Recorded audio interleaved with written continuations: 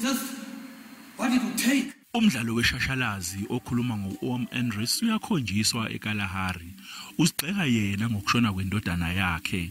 Lokhu kholele ekutheni alahlekele ukuzethemba aphinde alaxaze inkolo yakhe ethinta abantu abangasekho.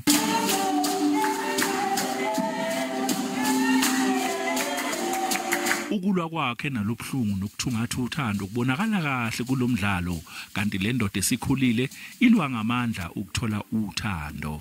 They would go and seek for Gemsbok, bring it down, take the fat from it, and go and present it to the family of the woman.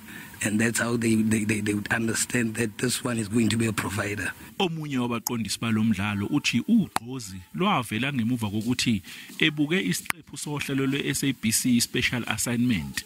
Uthi ngemuva kokubuka lesiqephu bavakashela eKalahari beyofuna okunye ukugqugquzeleka ngalomdlalo. I was doing Stockfell, shooting Stockfell, and in the middle of the night, I don't know what irked me to wake up, and I was watching special assignment. I was tired, and I heard the story of Umdlalo. I thought, that's how you write a story about a people. Here you have the police saying this is what happened, and here you have the community says we can prove to you using the ancient methodology to solve a crime. Labo abethamele lomdlalo weshashalazi bathi bayawuthakasela. It was fun for me because I liked the way they were acting, the dramatic pauses in between, the clothes they wore, and the dances they did.